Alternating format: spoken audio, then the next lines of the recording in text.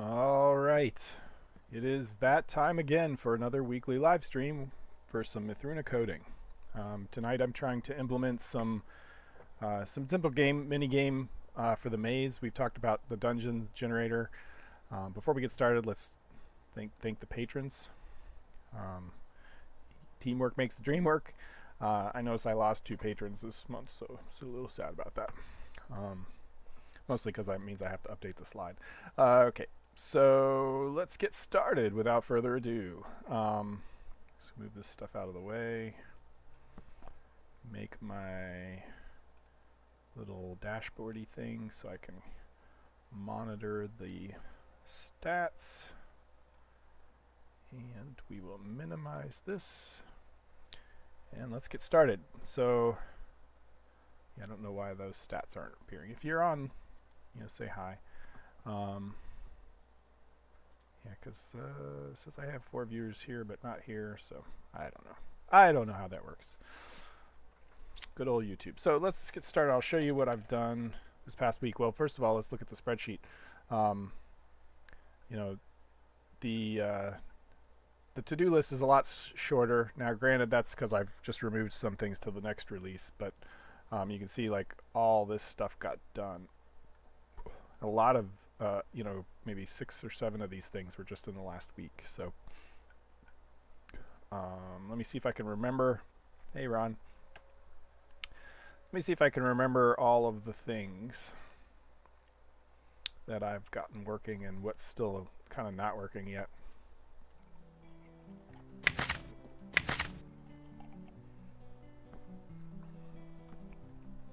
So if we come in here, wait for the world to load. Always a little slower with the live stream going. Okay, so up here, we'll go to the coastlines. This is a world I call Jenny because the seed is 8675309. And that sort of dates me. Okay, so here we see the water effects because I'm underwater. If we pop back up here, the water effects stop. Now I don't have any sound effects yet. What I was working on right before the stream, or let me make it daylight so we can see what we're doing, is working on the transition. So if you move the camera just below here, as you come into the water, you see it's turned blue already, and then it goes blurry there. I'm going to change where that goes blurry, by the way.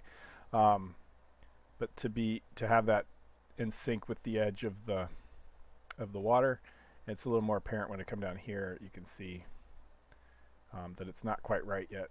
You can see there's a kind of a delta between, like if you see, okay, so if you see like this should be blue in here, but the line is right here. It's not lined up with the surface of the water. So that's what I was working on right before the stream started. I was not able to get that to work right, but mostly it's okay because if you're first person, it's very rare that you'll see those kind of, it's just a quick transition. Hi, Romcram. But the other thing is that's interesting. So something is wrong there too. I'm getting a we're getting a flash of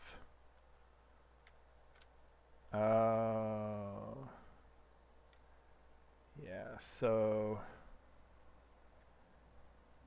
there is a problem every time we come down on a block. That's interesting. Huh. That's going to be super annoying. So let me turn that off. Basically, as our heads move through each of the individual water blocks,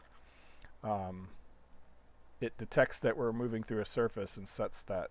Where am I looking for? It sets the water level, and so it keeps swiping through because it doesn't realize the top is still in there. So for now, let's just say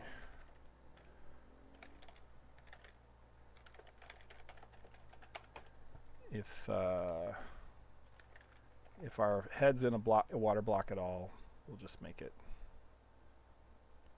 That may make it change sooner than it should. I mean, it definitely will, but anyway, it'll be much less annoying. So let's go over what I did. Because the other thing I did was fix cave generation so we don't have so much chaos. Oh, and the map layers. There's, come on. Load the game. Come on. Okay. So now some of these things I've posted screenshots for. Yeah, okay, so let's make it right outside again. Okay, so we're underwater. And now, yeah, we're not getting that flicker thing. So if I come up above the water, we transition out. But we transition a little too soon as we're coming into the water. But the other thing is there's now water physics. You can see she's not falling so fast. If I hit the space bar, it makes me swim up. If we sit at the water, we just kind of bob there if we keep swimming. And moving in any direction just swims in that direction. Now, I haven't animated her yet. That's a whole bunch of different work. And as it turns out, her center of gravity and stuff is weird with relation to her collision shapes. And so she actually rotates around her foot, that center spot right there, which is not right. Her center of gravity is actually probably somewhere right here, and that's where, if she's moving from swimming to flying and stuff, that's where she would rotate. And so there may be some things I have to fix that, so it's not even just as easy as making the animations or making her float properly. But anyway, so that's to show you that the physics is working, because you can't really see what I'm doing with my keys, but I think it's kind of cool. If we head down into some caves, you can see, like, you can, I don't know if you guys can see this on YouTube, but you can kind of see this dark blue haze, which is pure black, but it's sort of the nature of this this fog, this underwater fog. It kind of lights up the depths a little bit, which makes caving kind of interesting, because you get a sense for where the caves are, even if they're not lit. So trying to give an example, but it's probably too subtle for you guys to see in here anyway. But I did do a bunch of exploring down here into these caves, and I think the blur really works well down here. And I want to add a radio blur too, for when we're swimming, to give it kind of a little radio blur. If we set, let's come back out here where we have enough light to see. So one of the other things I added was in the settings, a bunch of rendering settings. And so one of the things you can turn on and off the underwater effect. But where was I going with this? Oh, the radio blur. Yeah, right here. So you can turn on this radio blur. And so my thinking is, if we're underwater and we're swimming, that would get turned on, because it makes it like this cool swimming forward effect. And so then if you'd stop, it would turn off. Anyway. So let's go back to those, turn off the radio blur, and bring up the map. So this is chaos, right? I've currently, as a debug mode, have it plotting every cave, whether they're underground or on the surface, and these map pins are sized based on sort of what I call chaos, how chaotic the cave system is. To zoom in where we are, like we're next to this cave system right here. So map zoom is working. That's what I was working on last time, and I finished. And the size of these caves is sort of how many times it breaches the surface. And so then I can quickly drill in on, caves that are like complete chaos. and go check them out to see how often. And of course, now I can see the frequency. And of course, anybody who's on the Discord, by the way, this link up here, if you go there and enter that password, there's a link to the Discord if you want to join the Discord and talk to us. And I post screenshots almost daily these days of things I'm working on. But there was an earlier version of this map that had, it was covered with these big dots. And I was able to change the algorithm for how the caves are generated to reduce some of the chaos, but there's still enough to make it interesting. So that's that. What else? I think, ooh. The tab key is not working. Interesting. There we go. Okay, so now tab is working. Oh, it's just super. That's interesting. So there's a few things I have to get done, but that's what I've gotten accomplished this week mostly. And I would, the cave chaos that took most of my time this past weekend, working out that, getting rid of that. And so tonight I was playing with that. All right, so let's start over and get to work. I fixed a bunch of other things like the flame blocks weren't clipping right, and some other random things that I don't remember exactly what they were. But tonight we're going to be working on scripting, and what I want to do is, we have that cool little dungeon wand thing. So the dungeon wand, that's sort of a test wand that plops a dungeon down a fixed number of levels, I think, right now. And so I think I keep that for the time being. And then what I wanted to do is figure out where the end of the dungeon is, sort of the farthest point from the farthest exit, or the farthest stairs, quote unquote stairs, because there's no stairs yet. But and then basically take this object out of your inventory and put it there on the ground, so that you have to go and pick it up if you want to generate another. Well, thanks, Ron. So basically, it does two things: turning the dungeon generator into a mini game, because this is only temporary anyway. Turning the dungeon generator into a mini game does two things for me. One, it kind of prevents people from spamming the dungeon generator and just generating dungeons everywhere, because after they generate one, they have to go find the end and retrieve their dungeon generator in order to generate another one. And the other thing is, it gives people incentive to go explore the dungeons a little bit and maybe imagine when there's mobs and stuff and different kinds of caves, different kinds of rooms other than what I've got there now. Anyway, to test this tonight, if I had to generate a dungeon and run all the way to the end every time, nobody got time for that, as they would say, right? So what I'm going to do first is I'm going to create just a test, because like I have never made an object that so far that can be placed on the ground and picked up again. So we got to at least work through that. Taking it out of the inventory, putting it on the ground. And so we're going to make I think if I make a type here, that I can make a script that I can update at runtime. And so we're going to just make a drop test object, and all of these things, testing, item, drop, and retrieval. So these are sort of not the real way items will be dropped and retrieved, and we'll go ahead and continue to use the dungeon generator blocks, because why not? And so then, excuse me, and because standard tools now adds things to the player's inventory, we don't have to modify code. We can come in here. Well, I mean, drop test. We don't have to modify Java code. We can do this in script. So we create it on the black backpack.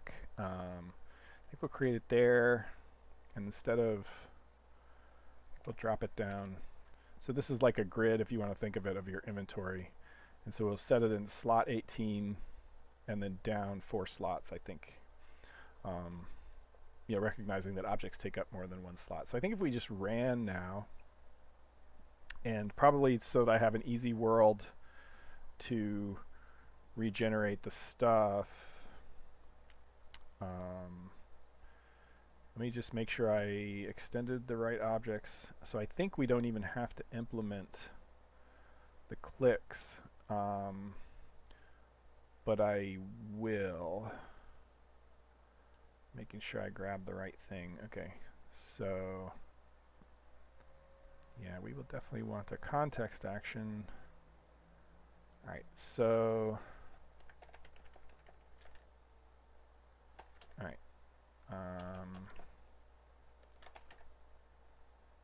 Actually, we want.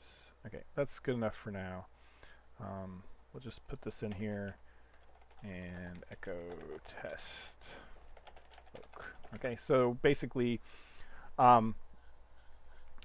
when we wire up an object and we say that we want the creator manipulator, that tells the client side to use the mouse actions and clicks and things associated with a creator object, which means if we define this action called place, with a block where we clicked, or a block hit, which has like a location of block, it's got a bunch of data with it. Then when the user right clicks, it'll call this action, and we can do some stuff. So right now I'm just testing to see if everything's wired up, and we'll run. And I'm going to make a new world so that it's easier to blow away, because if we're going to be generating dungeons and corrupting the database and so on and so forth, I'll want to be able to delete it without destroying all the stuff that I've been doing in so we'll create a new world. Anybody got an idea for a seed while I come up with a name? I'll give it like 30 seconds. So if you think of an idea for a seed, put it in the chat. They got to be a numeric seed. Let's see. Live stream world. Yep, fractal default. Any ideas? I'll give it a second while I sip my Pepsi, because I know it takes you guys a while to do the lag.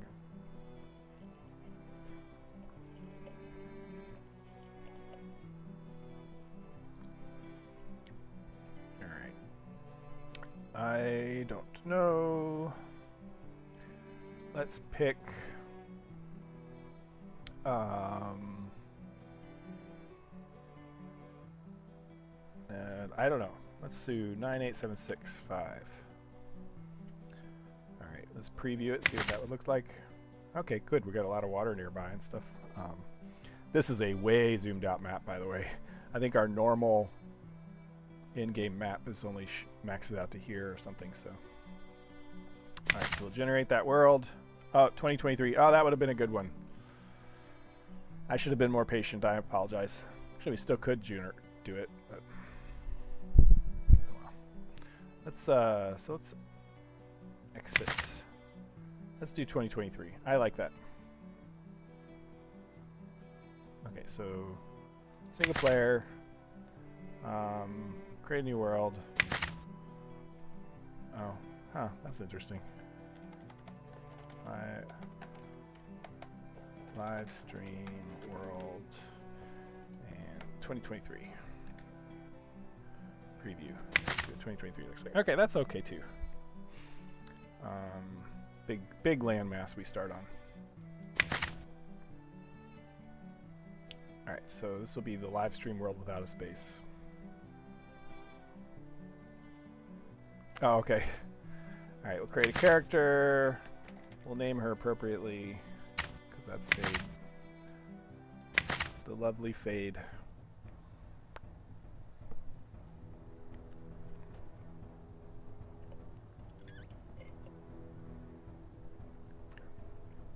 Fade the Sorceress.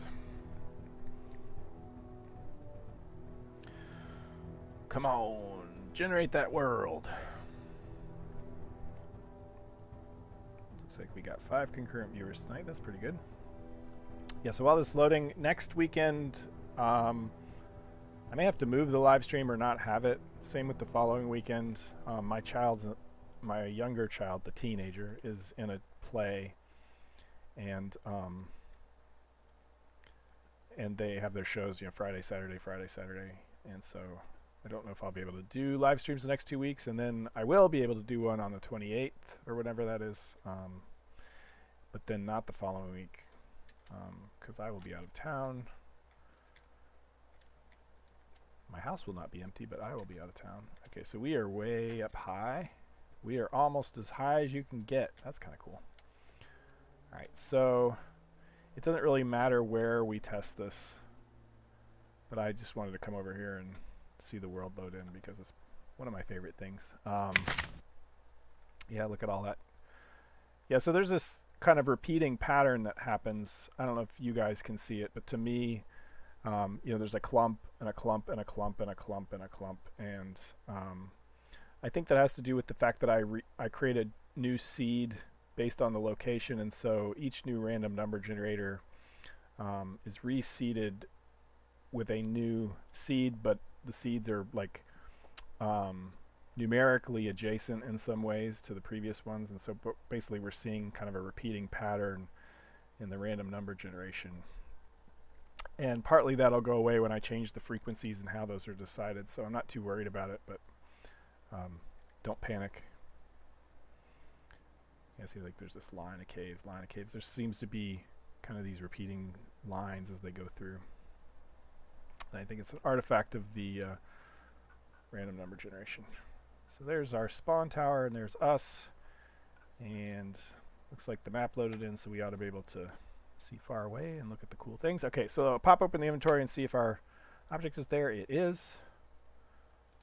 So if we equip that, oh, I didn't give it a name. Interesting. So if we look, oh, drop tester. Cool. I have a typo. Oh yeah, so I left some debugging in the cave network generator. That's one of the ways I prevented the caves from generating up. Like, so before, a cave decides, if you're looking at a side view, it decides it's randomly going to branch off some number of times and then randomly picks some branches. And so say the surface of the world is here, and it decides it's going to randomly branch up here and create a cave. I say, oh no, wait, we're above. And so there's a sort of 90% chance or 80% chance or something, it will just reflect that down and send it down instead. And so then this isn't here anymore, and it tends to generate caves down, but there's still a chance that it'll generate some up above the ground. And of course, we don't see this part. We only see the part where it comes through the world. So anyway, that was one of the things. And this is the log that I left in, is talk about all those reflected surfaces, because it's still generating terrain farther away than what would appear on this map. It's probably generating the sedectile over here with all those caves. And it could be just that the log hasn't caught up. So anyway, back to what we were doing. So I've equipped the tool. It's in my hand. And so I ought to be able to click on the ground and get a, test. So our thing is hooked up. We've got our little test tool in my hand here. And the other thing I wanted to check was, actually, let's just do this so that we just, oh no, that's not going to work. T. So that'll give me my cursor back. We can also pause at 10 o'clock here in the snow-covered hills. And what I wanted to see is, can I get a type and add a,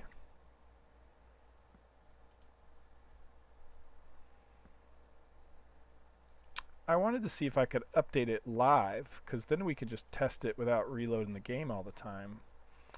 And I think base objects API, is there a way for me to get the object type wrapper? Yes, type. Okay, so I should be able to take this right here.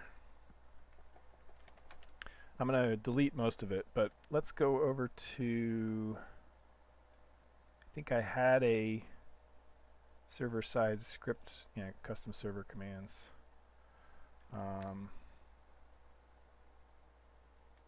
So we will, I don't want to mess with this stuff and redo that all the time.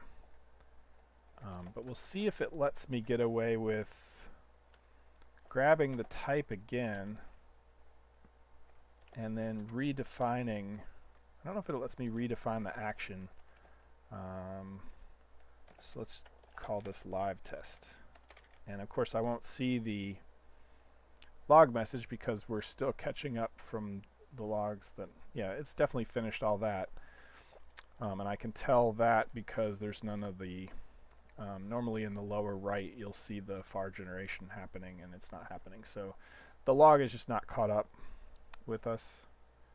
So let's come over here, we'll save the file and we'll see. I ought to be able to come over here.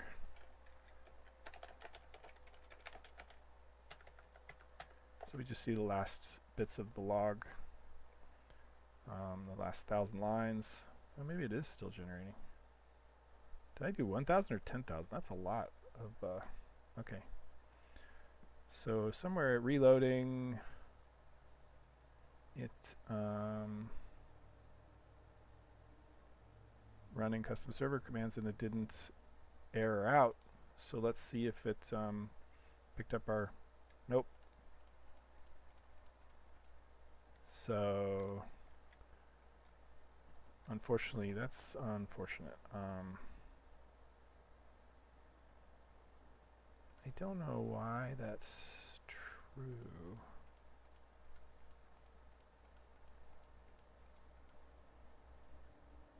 That's really too bad. On the other hand, our logging will get sensible again.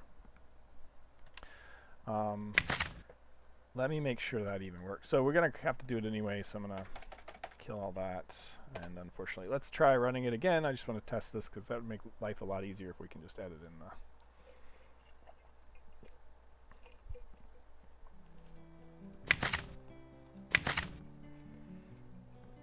Continue our live stream world.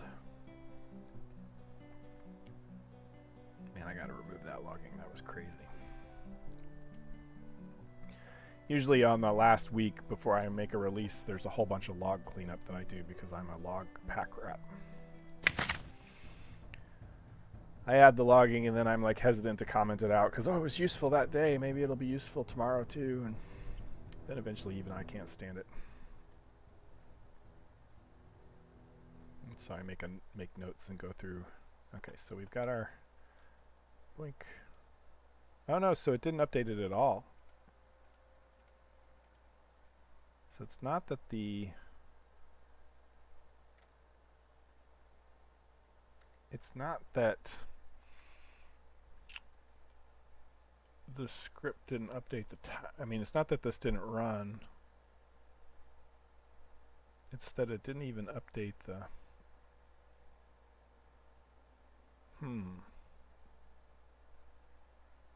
So it's like we can't add an action after the fact.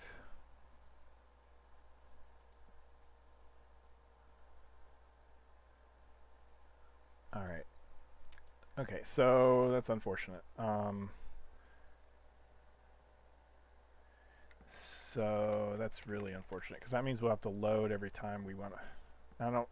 I don't want to waste. So it's one of those who knows which way is going to be the cheapest way kind of thing. Like I could debug add action to figure out why it's not updating at runtime. Actually, we could do.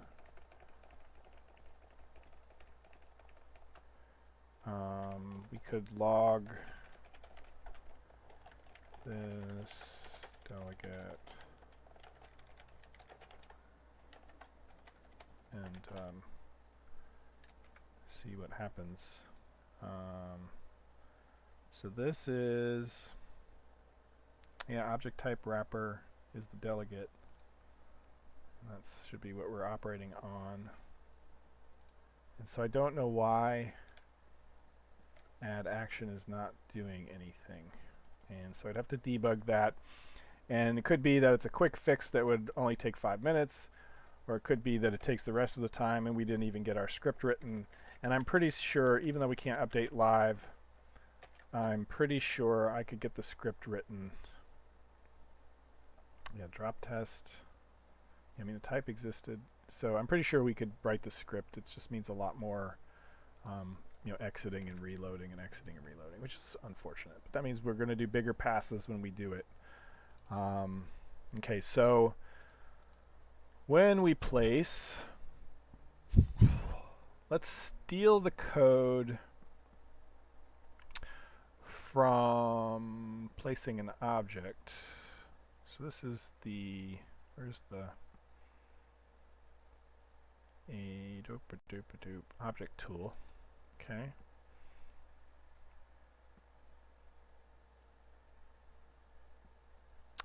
So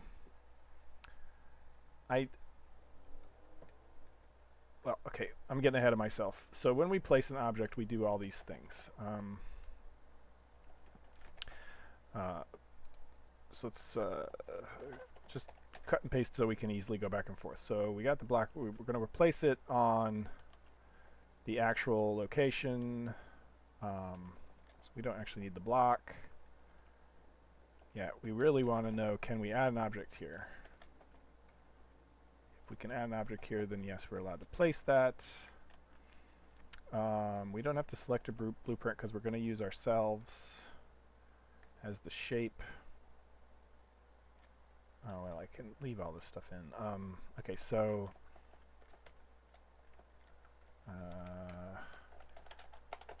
placing generator at oak. Okay, just to have it. So our shape is going to be our own shape, which is how do we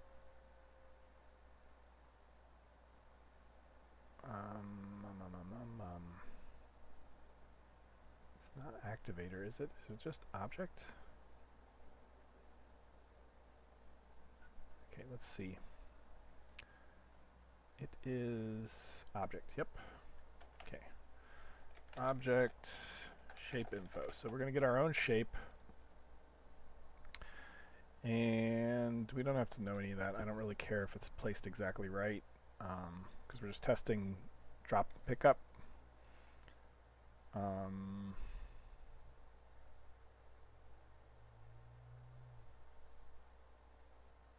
Yeah, in fact, that's interesting. So I'm going to set the spawn position to be just that. And yeah, we never set the name.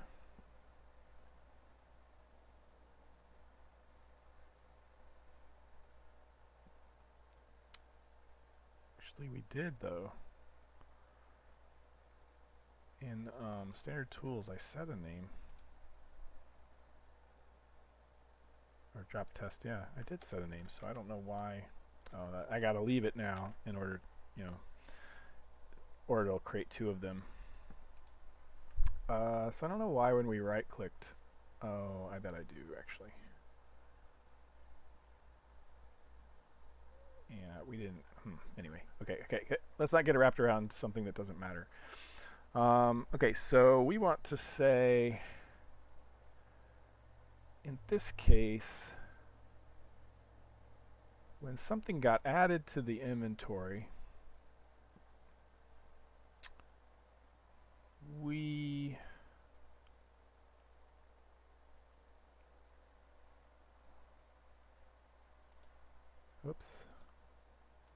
standard tools. We create an item. We put it in the container. So what we want to do is we want to remove the contained in, which should take it out of the container. And we want to remove, oh no, that says where it is too. So yeah, so if we put it on the world, so if we say object, we already know, we don't actually need to know our shape. Object pass. We make sure to put it on the ground before we remove. I think there is no API for remove. I don't remember. Contained in. So we want to. Did it again. Contained in. So I think that's all that makes it. So I'm looking at how we create an item.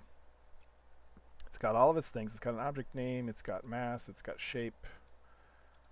It's got volume. It's created by me. In this case, that doesn't make any sense. And then the container. And so if we take it out of the container and give it a position, then it should be in the world, and it should be an object in that world. Now, we can't pick it up, and so when we log in again, it's going to generate a new one in our inventory, which is probably fine.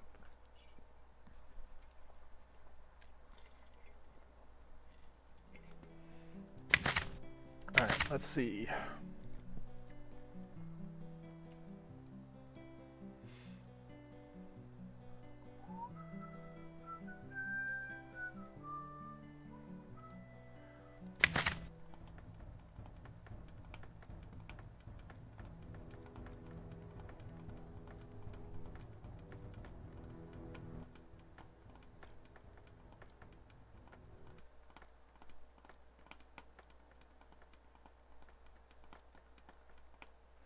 Alright, so we're still holding the thing. I should be able to click. Woo! Big bad, bad, bad, bad.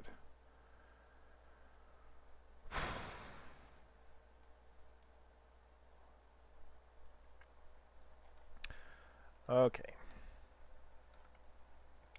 So...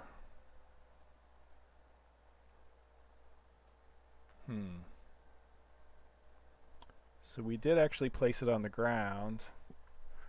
And there is some path where model view state doesn't have everything it needs.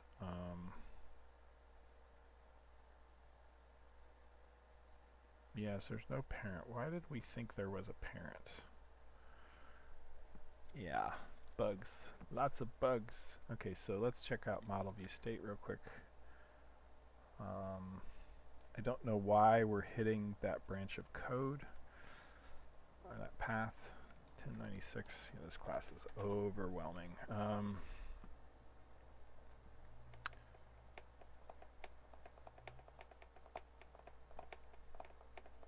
Maybe it is possible we don't have a world cell yet,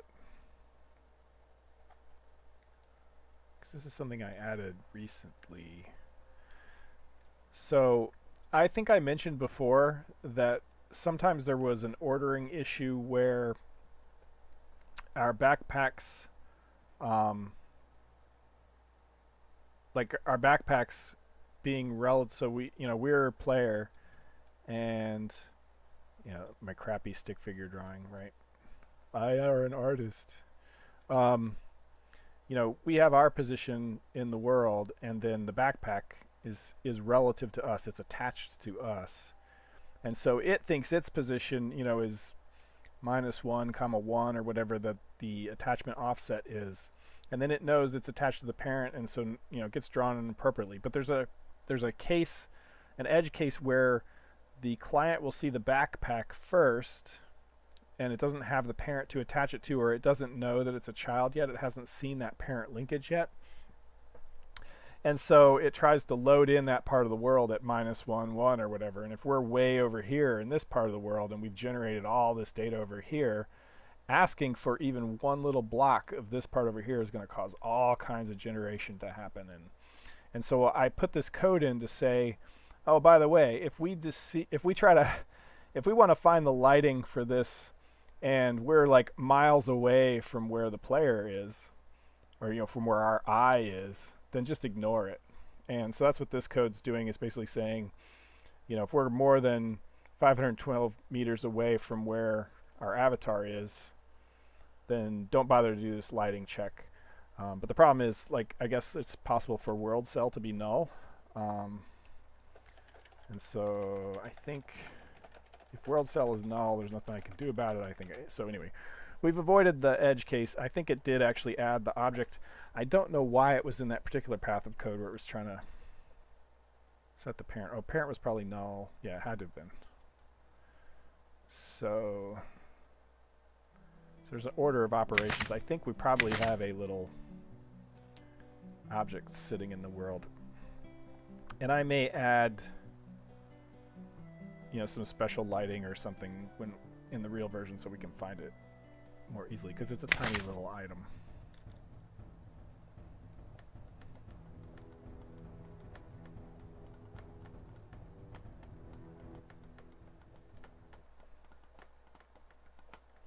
Okay, so is this around somewhere? Did we leave it? So it would have created another one in my hand. Yeah, I think something's broken.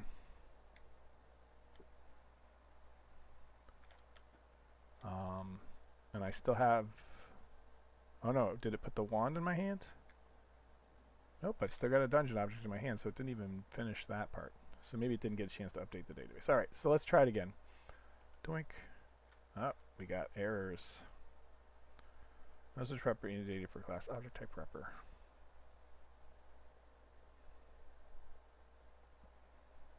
Okay, so it should have still placed it.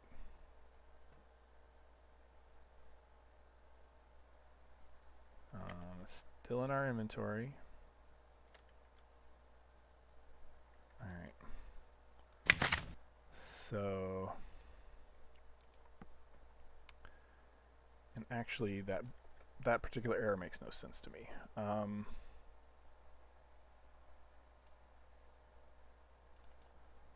So... Oh, well, it does if you spell it right, entity data.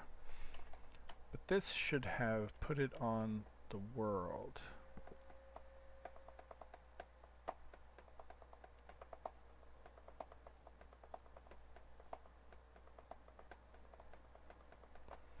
Just double check that placing an object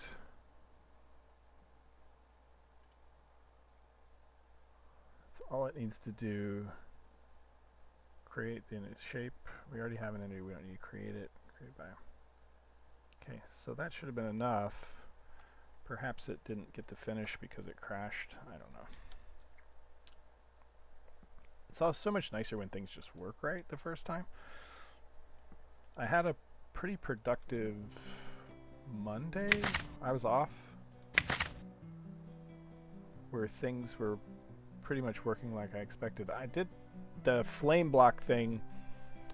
Required way more work than I thought it was going to, but it was all straightforward. Yeah, there was a issue where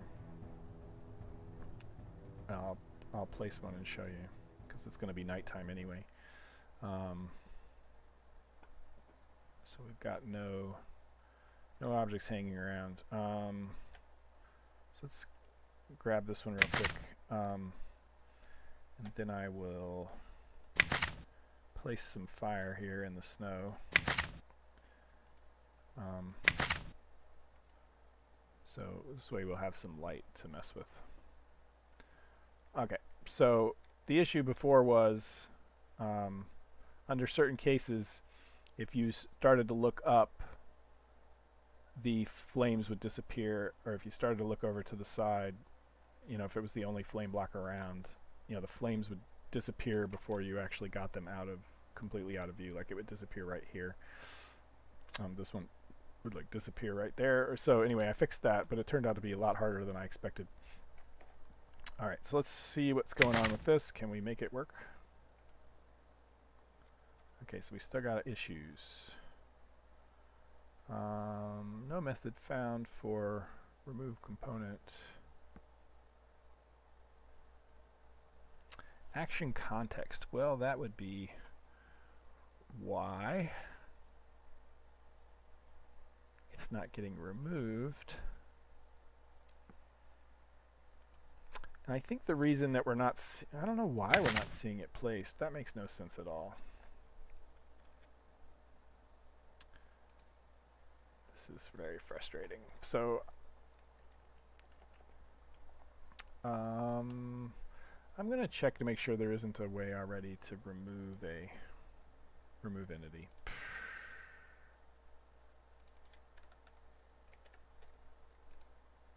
But remove entity is not smart enough to know, because this was telling me it's an action context, and so we want to make this smarter.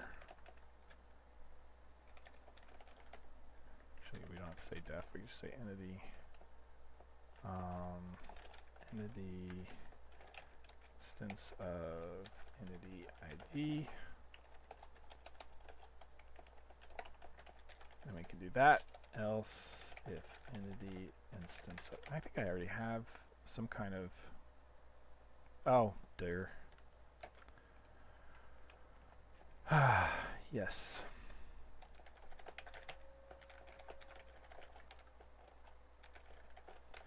So there are different so an entity is an entity ID and a bunch of components associated with that entity ID, you know, like the name or the position or whatever. But for scripting, I've tried to make it as much as possible so that whether you have an entity ID or an actual entity object or, you know, an action context or any number of other things that are technically entities, that you can perform the same operations on them. And so that's what I was just making sure to do. And so instead of this, I don't want to remove the entity, I want to remove its component. Shoot. So all that stuff I just said doesn't matter. So there's going to be some kind of base APIs, base object APIs. Somewhere I have a bunch of overrides for different object types. Yeah, right here. So I want to just be able to remove a component. Remove. Okay, so I can remove and remove. Okay, so they all support. I could have just done it. Yeah. Okay. So I'm making things harder because I don't know my own API, because one of the issues with bouncing all over development between what I work on during the week and what I do in the live streams and various tasking is that I have to relearn entire sections, and because I haven't done object scripting in a while, I forget all the nice things I put in already. So that's just unfortunate, but so that should get past that error. I still don't know why it's not appearing on the ground, and it could be that these things have spawn positions, but because they're also in our inventory, some other part of the code is making sure they don't leave our inventory if they happen to be on the ground. And I'm 99% sure the client is smart enough to know not to render the same object in two different places, you know. I mean, it can't hardly. Okay, so I think I still have that object. So let's right click and see what happens. Yeah, boink. All right. It thinks it placed it there. Is it still in my inventory? No, it's not in my inventory. But it didn't actually place it on the ground. Or if it did, if it did, it's like underground or something. Nope. So,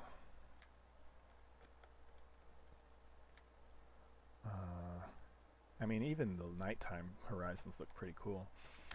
Yeah, we're at like maximum level here. Okay, so where did it go?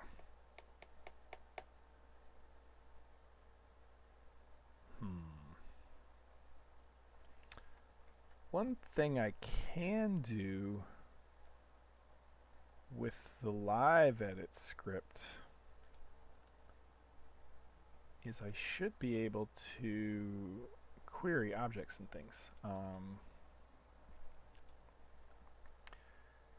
How do I find entities? Okay. How does the standard tools find an entity? Find item. Let me steal some code here and go back over to our. So I might not be able to develop the. Not there. Might not be able to develop the script over here, but I may be able to debug it. So what we want to say, we want to steal this, only we want to say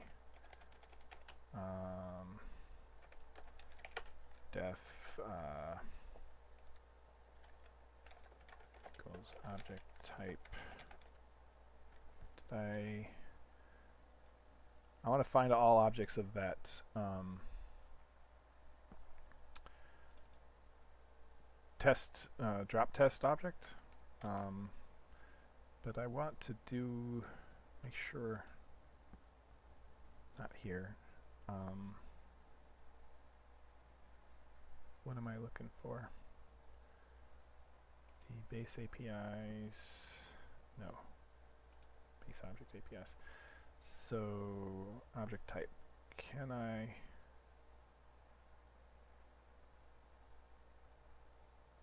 get? It's actually object type info that I want.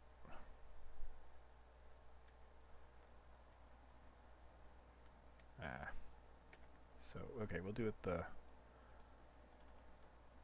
Okay, so what I'm trying to object type info.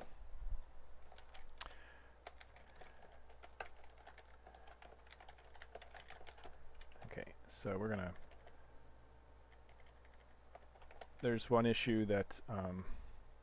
Okay, so if we put a syntax error in a script of a certain variety, then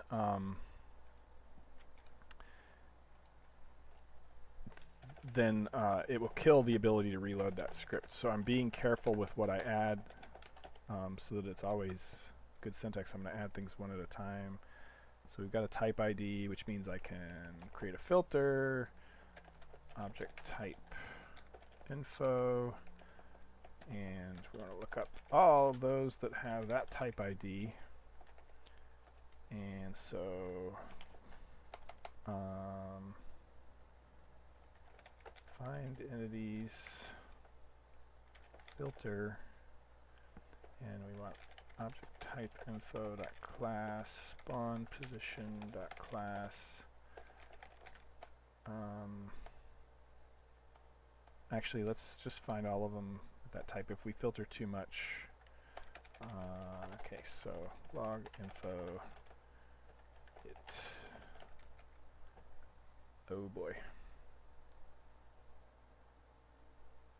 Row. Okay, so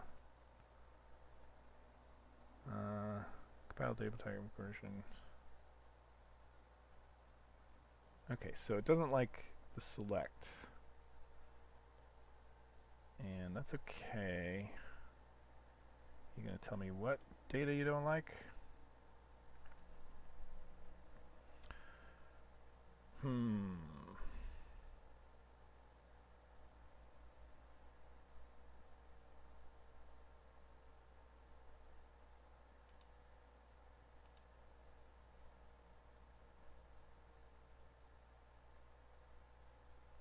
Is that what it's called? All right.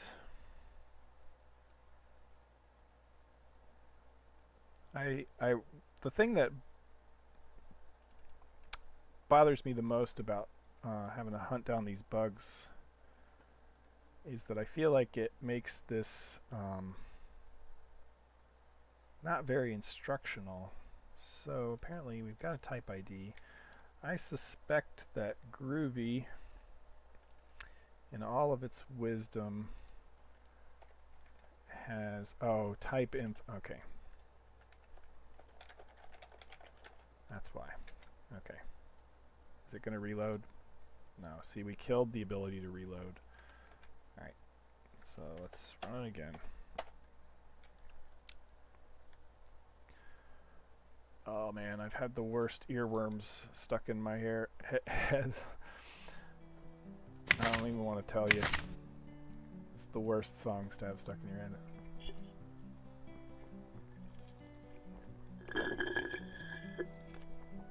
Uh-oh, the Pepsi's gone. We better start making progress soon. Fortunately, I have no place to be. I actually probably could have done the live stream at 9 tonight, but we've been doing it at 7. I'm going to try to keep doing it at 7 for a while. So I can actually stay until we finished. Alright.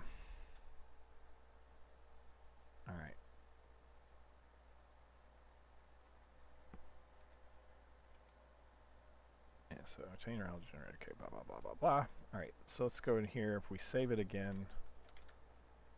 Yes. Okay. So we found 2 objects of that type. One was probably created and placed before, and this one was probably just created when we logged in. But the nice thing is now we can do some additional digging.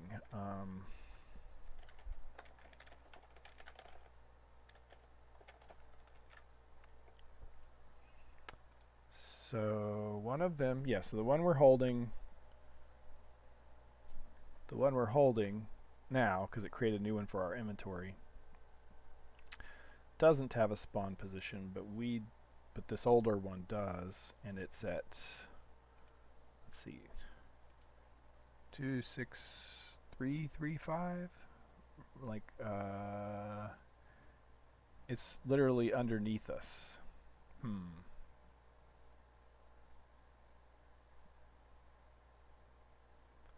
So are we standing on it?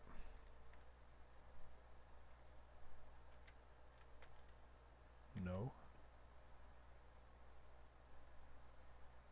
I don't see it. Oh, wait. There it is.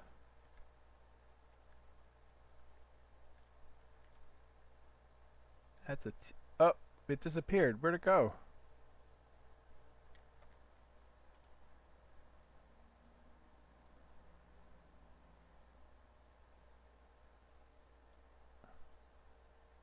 Oh, because it has mass.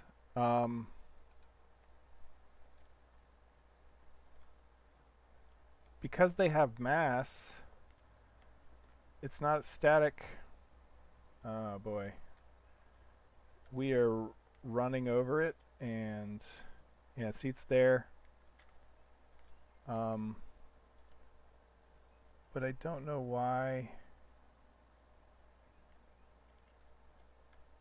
Alright. So I don't know if you guys saw it. It was really little, and it keeps coming in and out. Because we gave it a little bit of mass, and I don't know that its collision shape is accurate,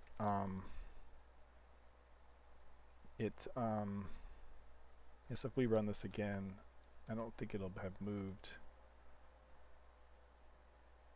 Ah, it says it did. 26335 1273, does it? I don't know, that's way back there. 26335. Yeah, something was there. It's definitely there. It's just I think it's physics glitching because it's such a tiny object.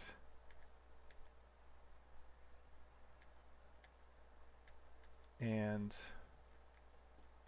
it wasn't supposed to be physical. That's something I got to work on too.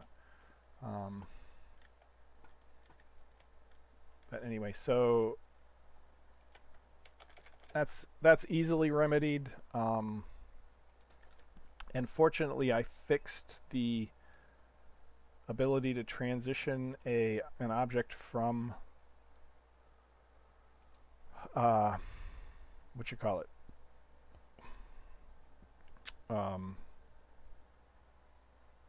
These actions that allow you to make an object physical, make solid, make physical, make that stuff was not working before, and I fixed that a couple weeks ago, and that's kind of what we're going to do here. I just want to make sure there's not a already a script thing to do that, because I think in the base objects, no. So let me go back down here. Object tool. If you right click on an object, you can do make solid. So where does that come from? Aha, here. Yeah, so that's what I thought. Just give it a 0 mass. In order to hold it, it has to have a little mass. And so when we pick it up, we'll want to be careful about that. But so object, so we'll give it no mass, and then we'll place it down on the ground, just to make sure that one goes before the other, just in case. And then we remove it from our inventory. Okay, so let's try this. And you know what else I'm going to do? I am going to get the shape. Object shape info, because I'm going to change the scale so that we can see it. Where do I find the shape info? There it is. Can I just change the scale? Nope. No, sir. No, sir, I cannot. Oh, I can. Alright, so we'll do it the... Where'd my script go? Too many files open. Alright, I didn't leave it red, so there it is. So we will give it a new shape. New shape info, shape ID. I'm going to confirm. And let's scale. Let's make it big giant, just so we can see it. I will regret that, certainly. Let me make sure shape ID is really what I think it is. Of course, so we can easily come back here. I'm going to highlight it red. Okay. Shape info. Get shape ID. Correct. Okay, so this should make a big solid one on the ground. Let's try it again. Hi, Frammy. I hope you are doing well also. I wish the 4-day weekends would come along more often. I got a lot done last weekend. Like, that required concerted concentration, so that was good.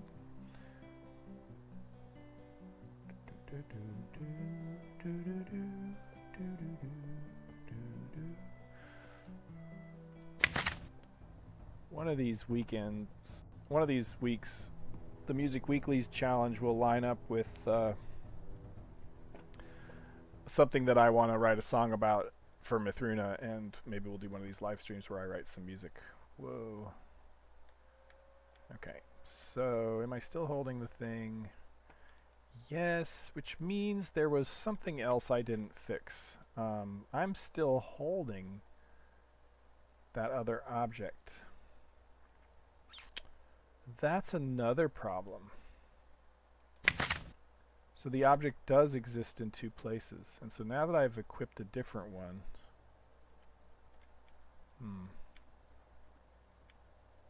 that's interesting. Okay, so let's try clicking.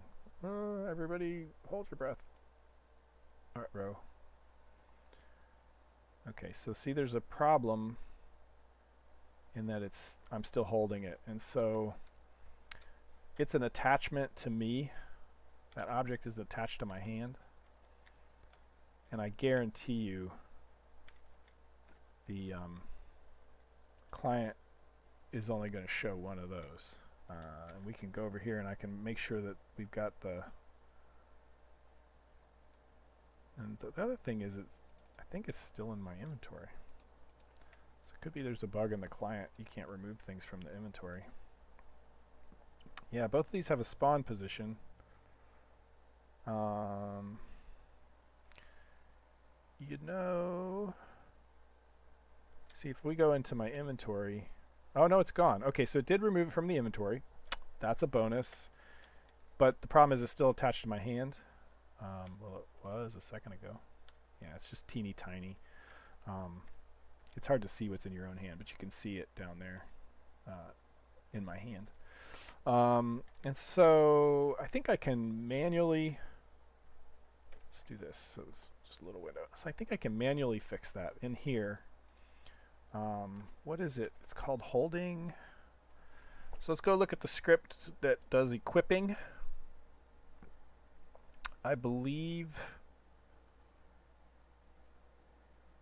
that is it base objects?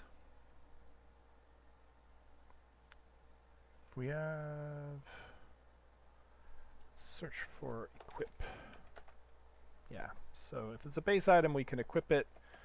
Yeah, we create this holding. So if I go over here, oh, but that's on the activator. That's on the player. Huh. So it won't be on here, but I can. So if we create another filter, filters, field. No, we don't need any of that. We can just say find entities, null. I want every entity that's got a holding object on it.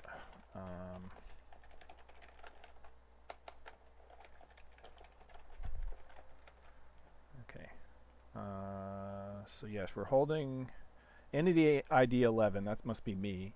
Is holding something. What is it holding? So it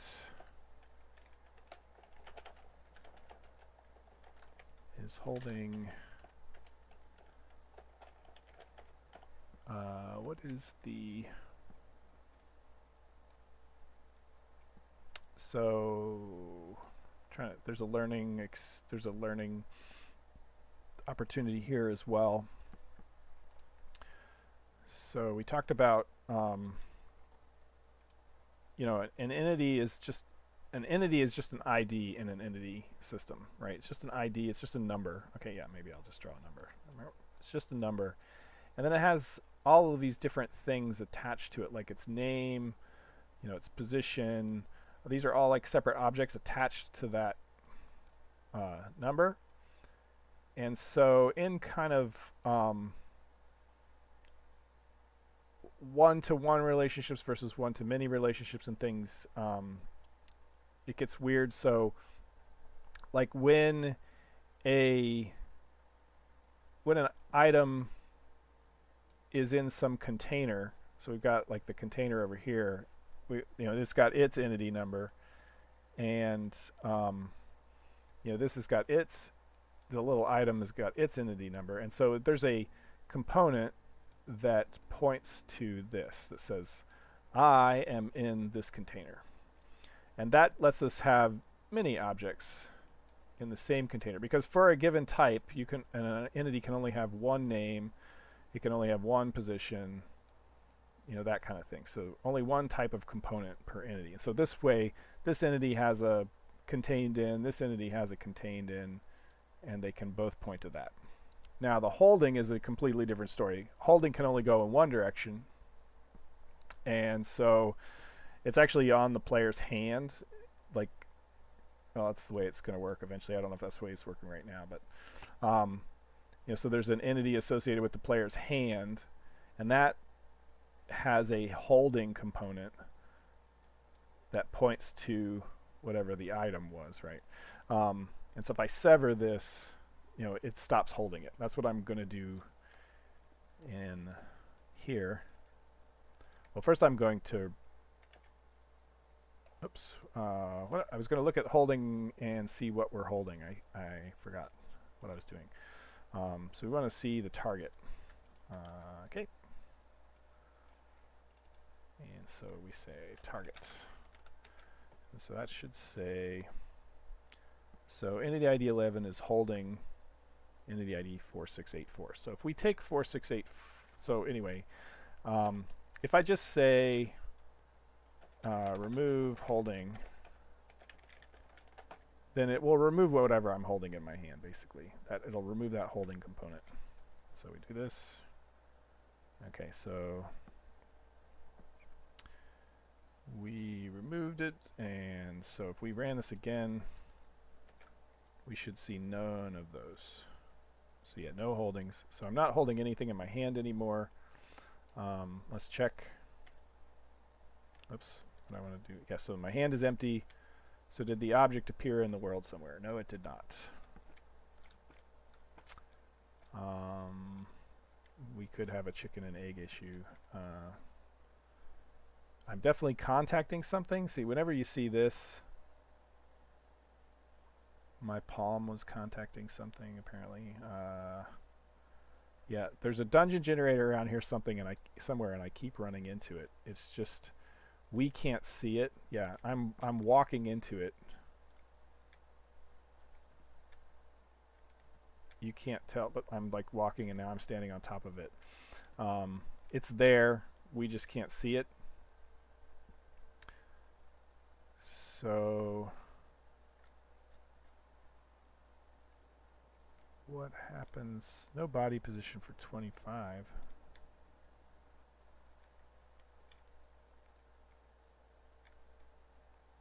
Yeah, so I'm definitely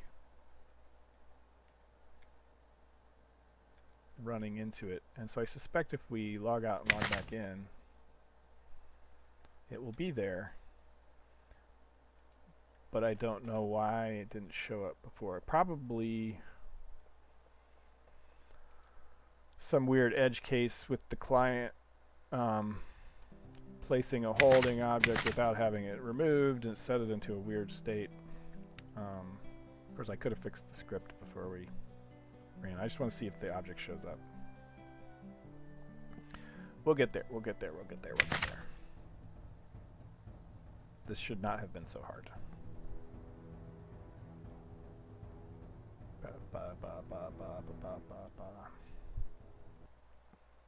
Okay, so do we have a big old... Yeah, there it is.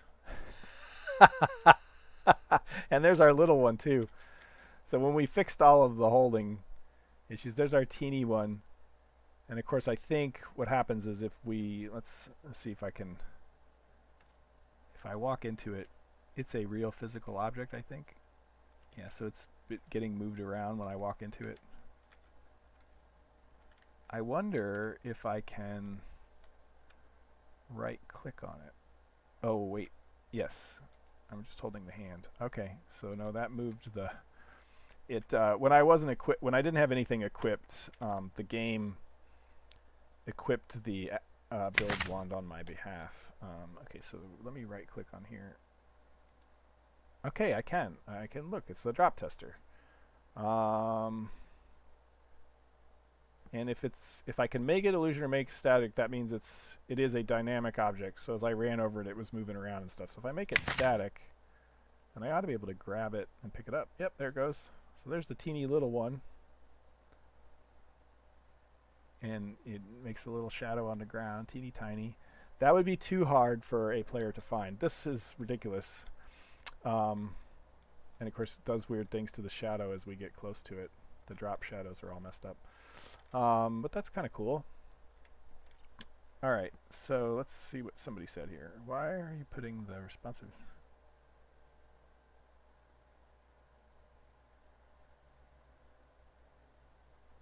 So normally it's not.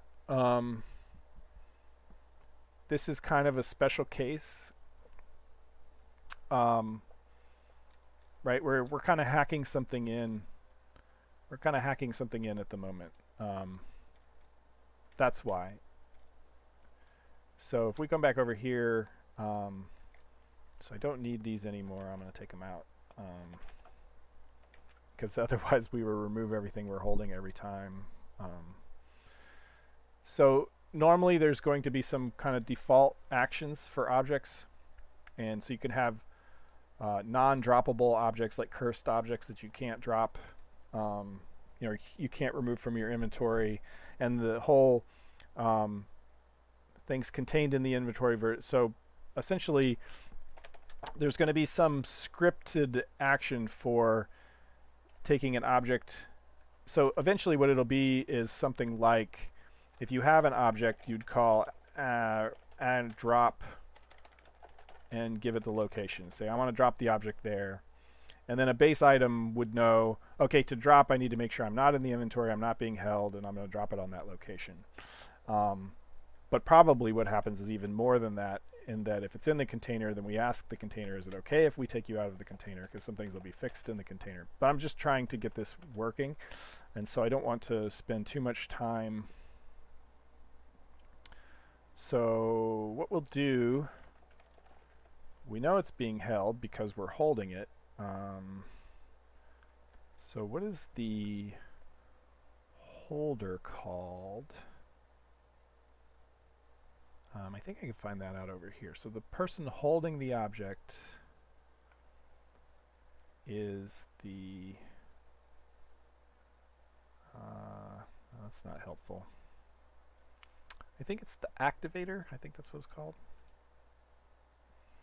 And so if the activator holding, what did I call it? Target equals resolve, what do I call it? Resolve entity ID.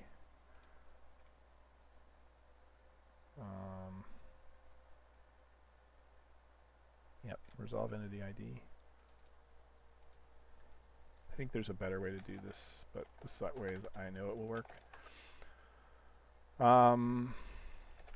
So if we're holding the target, which we know we are,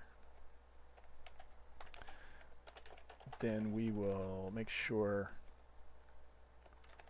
to remove the holding. And I'll give it the, I think I can just do this.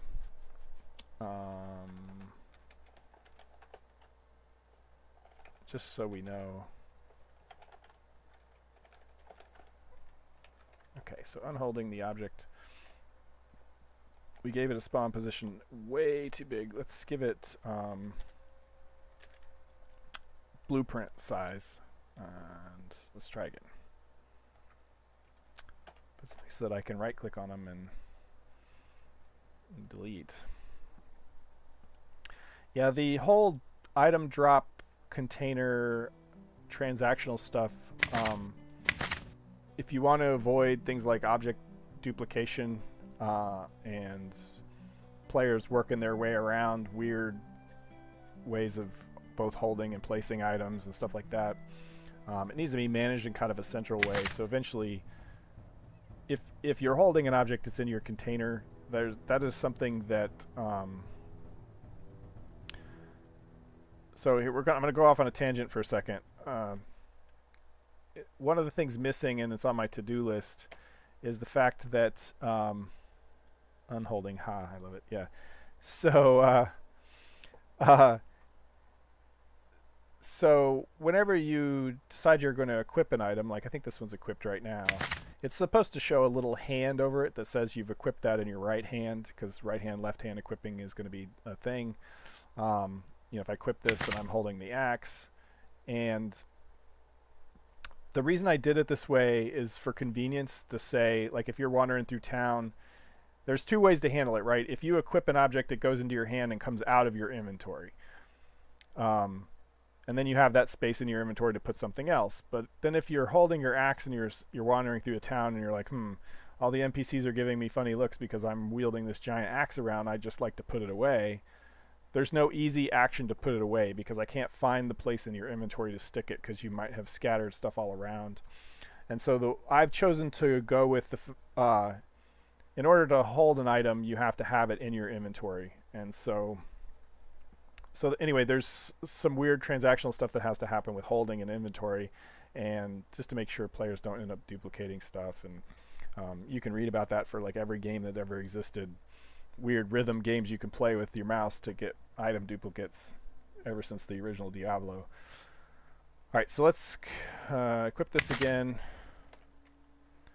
and start placing it over here. What's going to happen? Ready? 1, 2, 3. Boop. Oh, look at that. It worked.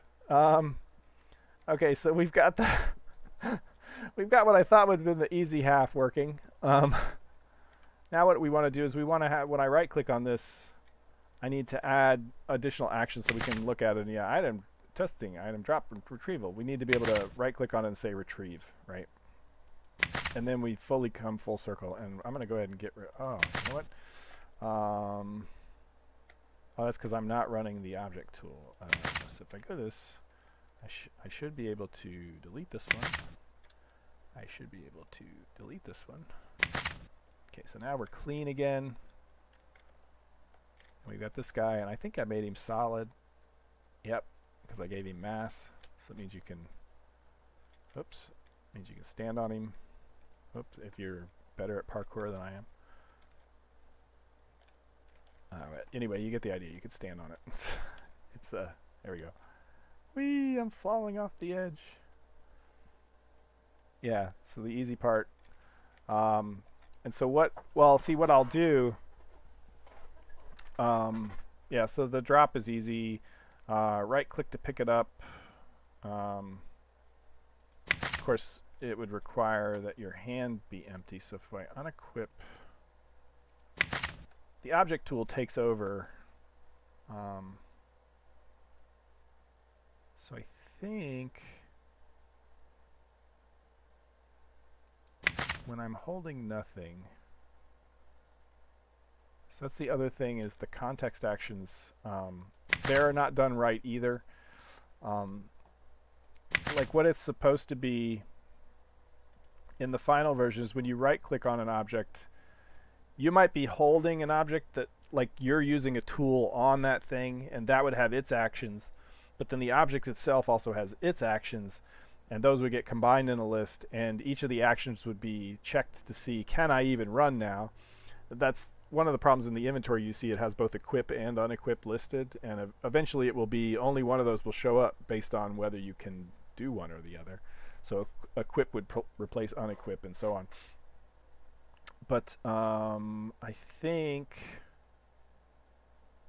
there is a base objects, base item has, yeah, base item has equip, unequip. Somebody has a default context action that just shows yes. So if I override the context action on the dungeon wand,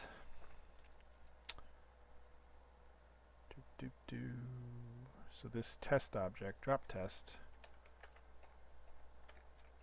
Oh no, wait, so this is the issue, right? This object's not actually being run because context action is not asking for the actions of the thing we clicked. It's adding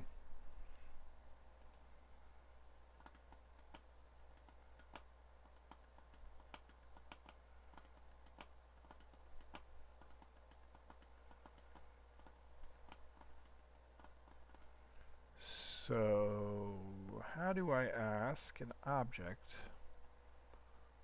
for its actions?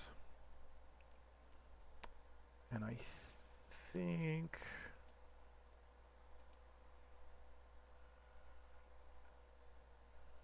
I could have tested a lot of this while I still had the game running. Let's see, add action.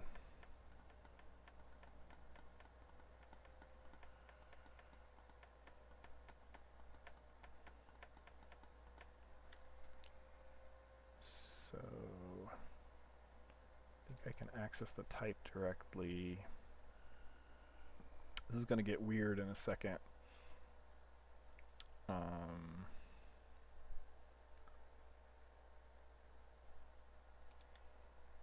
Okay, so let's run the tool, run the game rather, because I'll do some live scripting. Now that we know we can find these things, so it's going to put another dungeon wand in my inventory.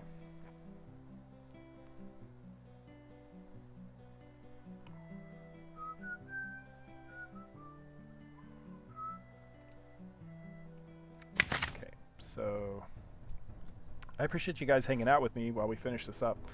I feel like we're getting close. Okay, so object types, part of the open source stuff that hasn't been released yet. Object type right here. So this is part of the MOS stuff. So early access to patrons, etc., etc. So I gotta be able to get the actions. I'm just trying to find out what the... Yeah. So get action names, I think, is what I want. Wait, return a list of public actions. This is the one for context menus. See, this is the one I want. And let's just make sure we aren't already doing this somewhere. Actually, okay, we'll go here. Let's not waste any more time. So we can find our drop test. Okay, we'll do this. We know we've got one in our inventory, one not in our inventory. Yeah, it's funny they show them out of order, but it's the same thing. Okay, so the one that's on the ground, it doesn't really matter.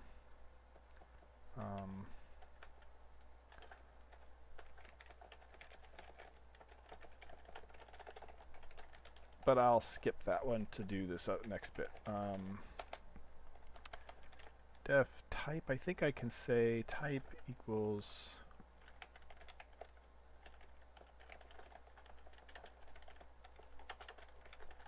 Can I do that? I can. Check that out. Woohoo! That was easy. So then log info. Let's just do type, not get context actions. Right, that was what it was. No arguments. Too many files open, kids. Do not do this at home. And then return a list of object actions. Okay, so this is nice. We can just kind of develop on the fly here. Log info action it. Doink. Okay, so we've got actions. Equip, unequip, and look. Okay.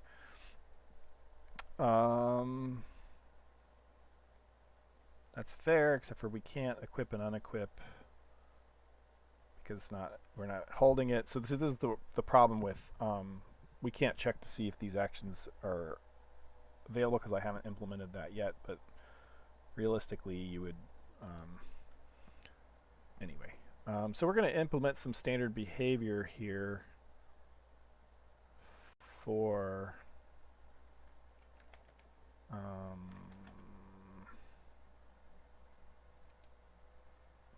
oops, let's exit. So again, we can comment this out. We don't need it right now. We got the important bit we need. So what we want to do is make the standard base objects. If I'm not holding anything, and I right click, context action, this. Instead of just doing look,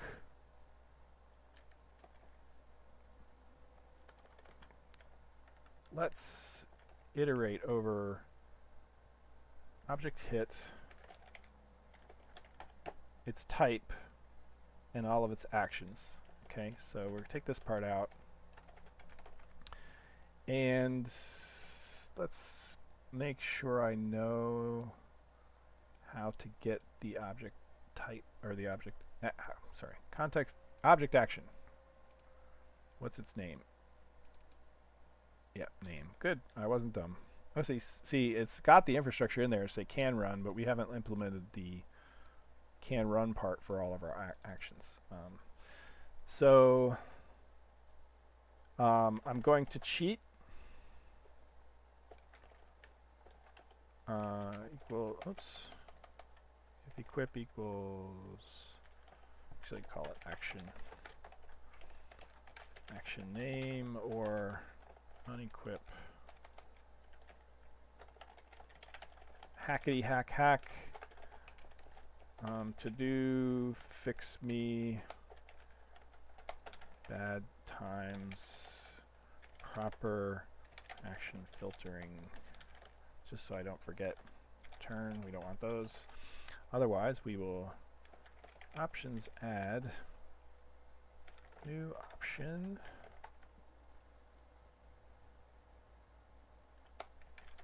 Action name. Okay, so that should be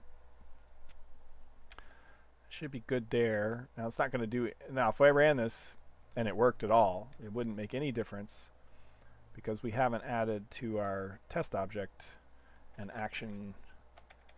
Okay, so the other thing is that if action.name, can I just do sub-0? I want to know if the first, well, we'll just leave it for now, but I want to know if the first character is uppercase, and I should also check to see if the actions take no arguments. We will do that. So how do I... So by convention, the only actions that a right-click can run are the ones that start with a capital letter and take no parameters. And so eventually we'll want to check that too. But for now, I'm just going to include all of them because filtering them is just a chance for more things to go wrong. So we want to add an action here. Pick up or take. Let's call it take. Good old classic adventure take. Okay, no args. Right, so equip and unequip. Trying to find where those are in base item. Oh, that's a different. I just want to make sure.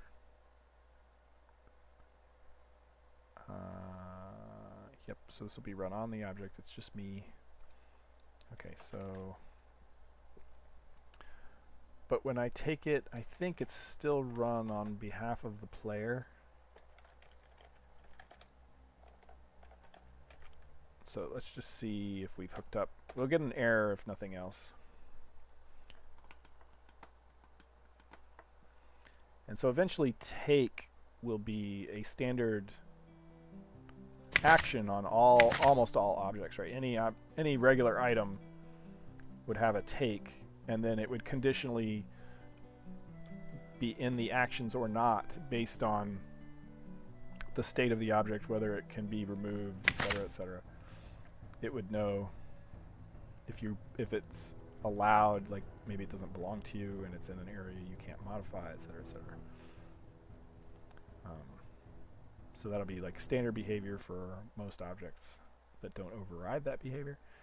Okay, so where's our... There he is. Okay, so I can't right-click with a blue wand selected, so we'll unclick that. Right-click, boink. Row, we got an error, but that's dumb. That's different. No such property type for object hit.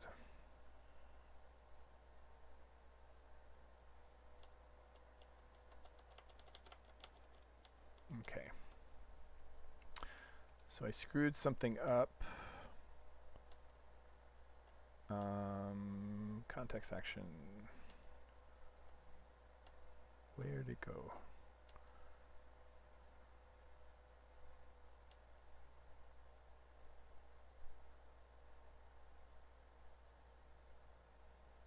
This one. This is the one I'm messing with. This is the object manipulator. So my hand is an object manipulator, I think. It was definitely running this code though. Right, let me just double check.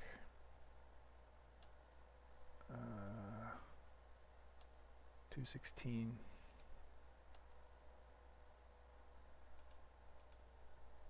Yep. So it's definitely running this code, and what I didn't do correctly is, yeah, clicked is what I want. So the object that was clicked, the hit has a bunch of information like the location it was hit, clicked, what cell it's in, all that kind of good stuff.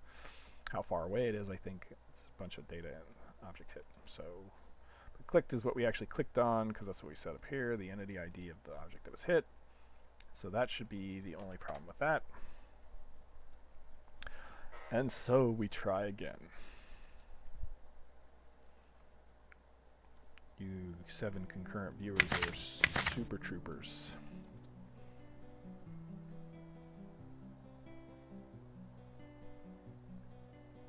We're getting close. We're getting close. Just gotta build on what we know. Making sure those stack traces are... Oh yeah, long style queries, cool. Alright, okay, come on. Boy, this is the one time when auto equipping the build wand is undesirable. Okay, so wait till the log stops scrolling. Telling me all the stuff it already generated. Right click. Okay. So it tried to work.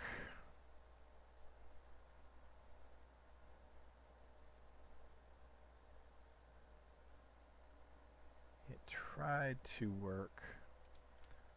So then let's go back to our little debug script.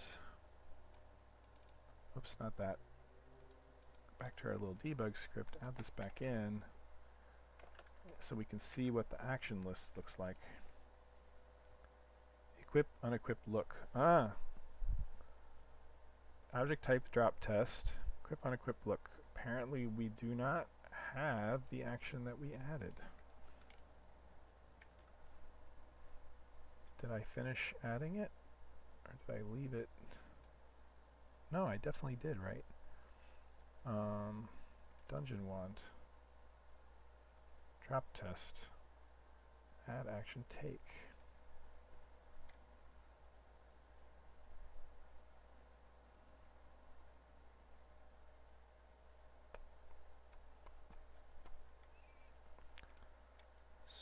So, oh yeah, I don't have to check for uppercase anyway because that's the other thing's already doing that. But let's try all of the actions. Maybe some other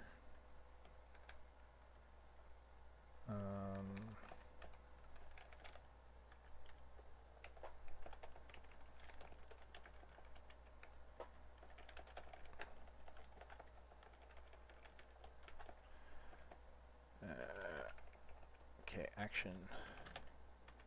So I think just get actions. Nope. And so we've killed it. Get action names, yeah, they're right. But it's not gonna reload now. Yo, hey Joseph, how's it going? We gotta get this worked out pretty soon because I gotta pee. I'm sure you guys are gladder for knowing this. This here is my live stream for developing the game Mythruna, Mark II. I'm guessing you are new to the chat. We're currently trying to build some object scripting to, well, it's a longer story. But we're half hour over time, and so let's okay, so let's check our debug stuff again. Okay, yes. Okay, so all of the actions. Please. Look, move. It does not. So we're not asking the right action. No. Take. It's right there. So why is that not a context action? I bet it does need an argument. It needs one argument. And I should have checked. Things will get exciting here in a second. So no. Oh, it or it doesn't need an argument, but so Groovy has this thing. What is my live stream schedule? It's usually, so it was for a while at 9 p.m. Eastern time. But lately it's been 7 because I've had other conflicts at 9. So usually 7 p.m. But if you watch on Twitter or join the Discord, by the way, up in the upper left corner is the link where you can download the January release of the test build, and there's a password for how to get to that page. And on that page, there's a link to the Discord if you want to join the Discord, or you can follow me on Twitter. All that info is in the doobly-doo in the video.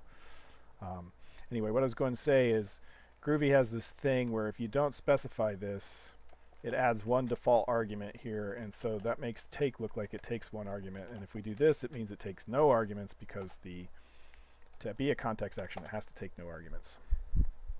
So yeah, my live stream schedule is every Friday at either 7 or 9 or somewhere around there. The next 2 weeks, it's going to be messed up because I got other things on Friday nights. Not sure when it's going to be. Subscribe to the channel or follow on Twitter, etc. I always announce it on Twitter, always announce it on Discord. There's a Facebook group, I announce it on there too, or Facebook page, and the JMonkey Engine forums. But anyway, welcome to the stream if you are new to the stream. We are already an hour and 40 minutes into this stream because I spent the first half an hour showing off stuff I'd already done. Okay, so real quick. Let's unequip this so we can test. Let's right click on here. Check, take a look. Testing take. Yay! Okay, we're one step closer to being able to grab that back in our inventory. All right, so let's undo what we did. So the interesting part will be that picking up objects. And, oops, and I can say object name, okay? And then we will want to make sure it's back in the container. And I think contained in, again, this is something that'll be nicer later. Obviously, every object won't have to implement this. We're hacking it today to make it work. Contained in. Okay, so we want to say, oh boy, the root and the container. So we've got to find the backpack. All right, I'm going to steal code from item standard tools, where I find item. Thanks, man. Okay, so find item should be public. I should be able to find. All right, activator contained in root. So yeah, before we go too far, let's confirm that backpack really finds find item.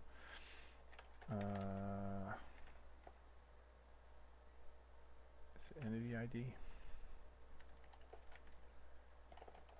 Backpack. So let's confirm that we can find the backpack.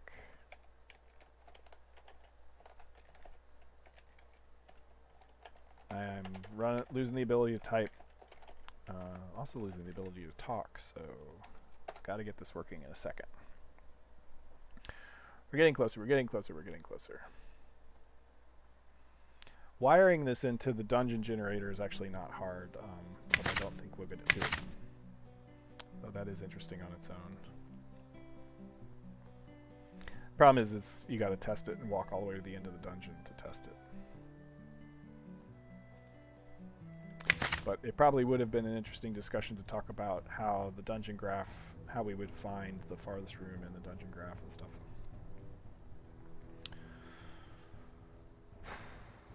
That stuff's already calculated to plot those treasure rooms and stuff. Okay, so unequip this guy. Right click on here. Say take. Yeah, we can't find the backpack.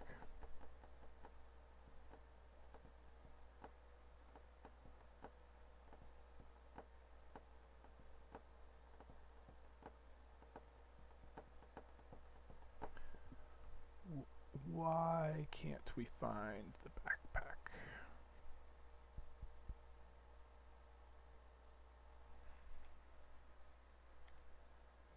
maybe I have screwed something up. Let's look at the inventory thing again. So when I create an item, first thing I do,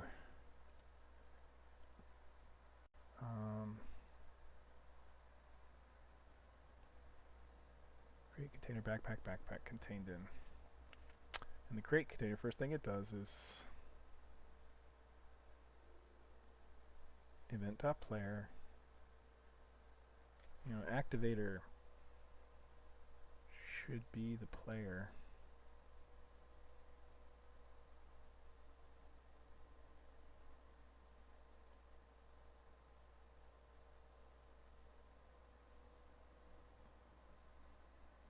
Oh, we should have gotten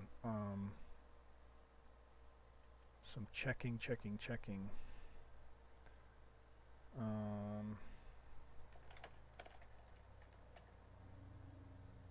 Oh, that's going to find a ton of find items. Benefit from having like lots of logs. Yeah, so we're finding... Oh, drop tester. Why is drop tester the activator? Oh no, that's the name that we're finding. No. So yeah, we could look. We're doing same find.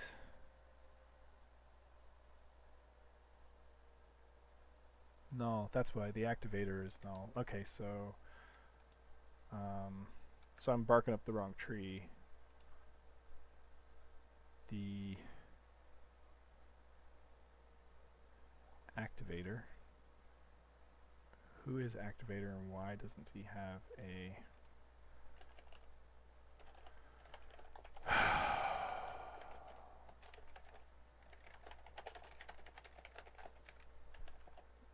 So activator's entity ID is null, but I don't know why.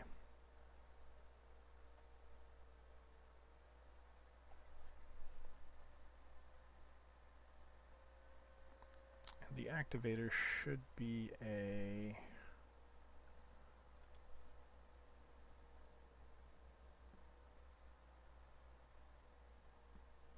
No, none of these things.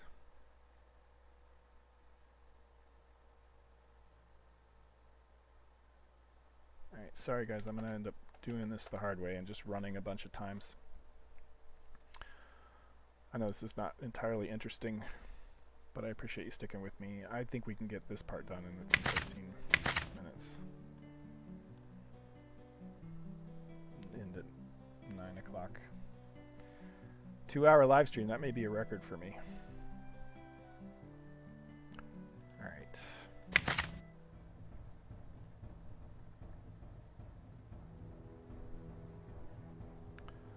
On the 28th, I think that's the weekend I'm going to cut the release, and so on the 28th, I'll either cut the release before the 28th and we can all like have a live stream party kind of thing, or I'll use that live stream to kind of finish up the last little bits. So I'm going to unequip and okay.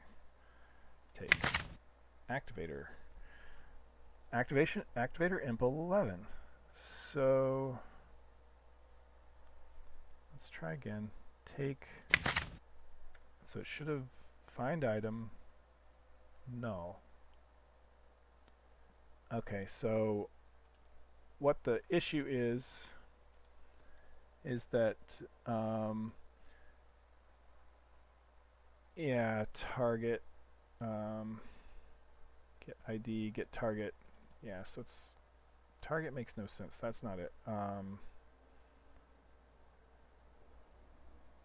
So activator. I'm gonna check one thing. What is the activator?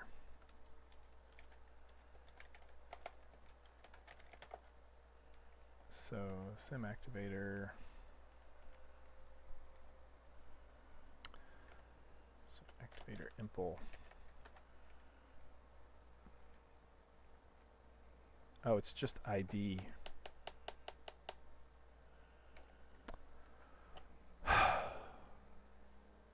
Okay, because activator is a generic thing, and so it doesn't know about entities. and this is unfortunate. So so this should have just been ID, but because all objects can potentially resolve their properties to something else, entity ID was legal. It just was null. So fix me hook up activator be a little more consistently. So just to remember to do these things, just double check that we really have a backpack before we go on implementing the next piece. We should at least be able to get the item back in the backpack. Cannot believe it took me an hour and a half to drop an object and pick it up again. Well, the thing is, the next time I have to drop an object and pick it up, I'll be able to reuse this stuff. So let's, we're getting there.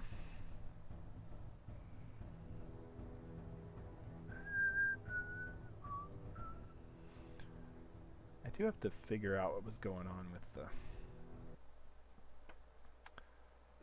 okay, so... oops, unequip, right click, take, we have a backpack. Okay, so now we know the backpack. We can put the object back in the backpack. Backpack, backpack, backpack, backpack. I'm the pack that's loaded up with things and knickknacks too. Anything that you might need, I've got inside for you. Hopefully I don't get demonetized for singing Dora the Explorer. Okay. Okay, so we know where it was. That's the only reason we can... so we know our route. And we know our container. And I think we put it in... so this is a hack because there's no default find a place in the inventory. So we'll just stick it...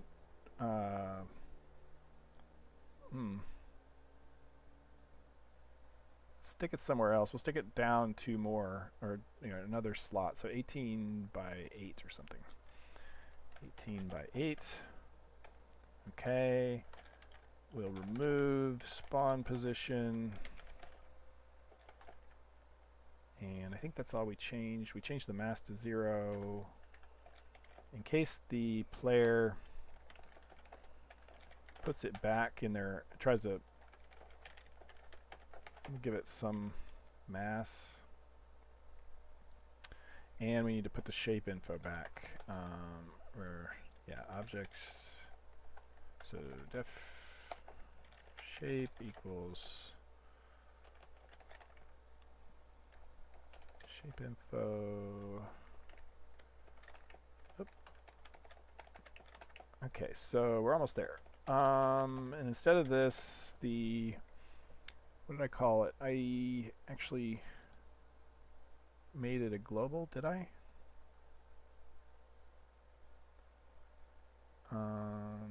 Create item. No, maybe I did not. Oh, it's built into the... ah, okay, that's easy.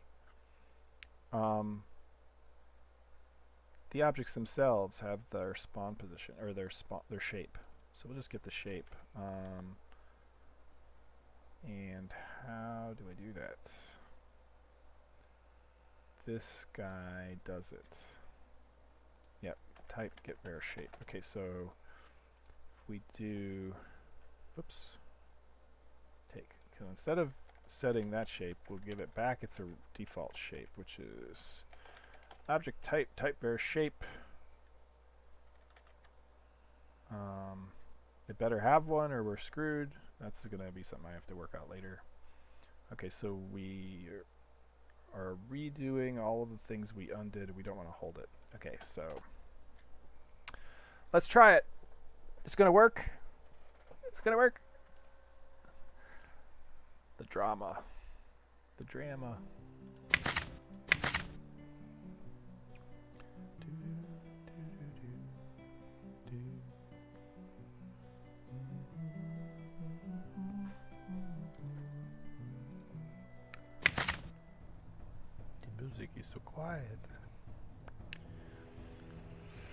Okay.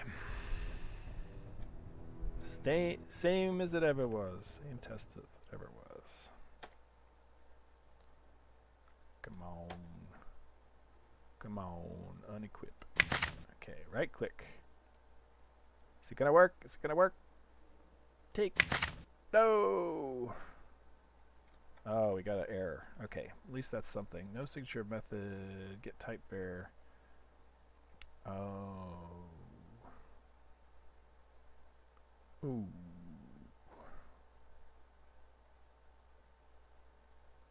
Yes, of course.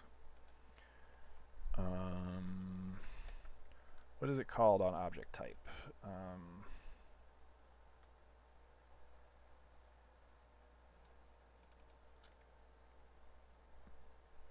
Oh, I gotta give it a default value. Frick. Okay. It's always something. The thing is, the other... Again, like, the Groovy scripting wraps a lot of stuff so that... oops, wrong script. Oops. I don't know what I accidentally just closed. Oh well. The Groovy scripts wrap a lot of stuff, and so object.type returns the actual object type, whereas an object type wrapper, when we're doing create type, it's an object type wrapper, and we can just get the type vars directly. And so some cases it's one, some cases the other, and I need to make it all consistent. But here, I think we'll just keep the same shape if we haven't. Just in case. Basically, we needed to specify a default for if it's not found. We could just say null and let it crap out. That way we end up with null instead of a giant object in our... Well, it'll fail, actually. I think failing is better than defaulting to something that's hideous, so... And this would have been a lot better. We would have had a whole different night if I could have live updated that script. So I'm going to have to figure out why I couldn't live update the object scripts, because we would have been done by now. This time we waste with me starting up the tool. It adds up a lot. Adds up really fast. Oh! Hello. Big giant object. So it did part of the stuff. That's funny. Okay, so we're kind of in a halfway in between state. It's in here and it's also in our inventory. So if I click on this again, I say take, it should correct itself. Aha! Picking up object, drop tester. If we look on our inventory, no, it's still messed up. Oh yeah, there it is. That's the new one. It's not really here. Yeah, so this drop tester is not really here. I suspect if I exit out and come back in, let's try it.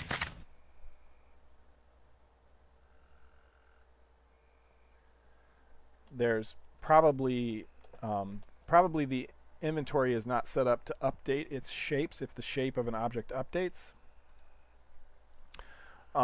Which is a problem because eventually an object might switch its model out depending on the state of the object. If you can imagine like a lantern that's lit or unlit, even in the inventory you might light it and it would light up, and if or you change the state of an object and it would change its model.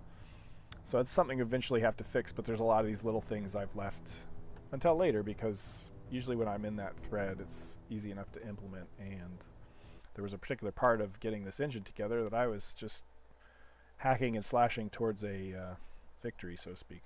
Okay, so there, it is there. Yeah, so we didn't put it here. We didn't put it here, we put it here. Yeah, so 0, 1, 2, 3, 4, 5, 6, 7, 8. Yep, that's where we put it. So that's the one we had placed. We got to be able to equip one of these. Yeah, see, take shouldn't appear here. Anyway, so if we, if we place this down here, boink. All right, that's working. Got an object. It is physical. You guys can't tell, but I'm running into it, and it makes me stop See, blah, blah, blah, blah, blah. Actually, if I go back here, I should show I'm running into it, and it won't let me through. Okay, oops. I'm going to do this. Okay, right-click on it. Oh, wait, let's look in the inventory, right? Okay, it's not there. Let's move this one up here so we can see it, because it's going to put it right there. Right-click on it, say take. Okay, now it should be back in the inventory. It is! Yay! All right. That should not have taken an hour and a half. Sorry, guys. But that part's working. And so now, essentially, I need to make it so that it works like this. And basically, just add that. Basically, I need to add those behaviors to the dungeon wand. And when you place the dungeon wand, you know, it puts it in the... So let me show you. Right. So let's see. Which way... Let's look at the map. Which way am I facing? I need to be facing this way, this away, and like this way. Yep. And the problem with trying to put the dungeon here is that it's going to generate to the east. It needs lots of space to do that. So let's place it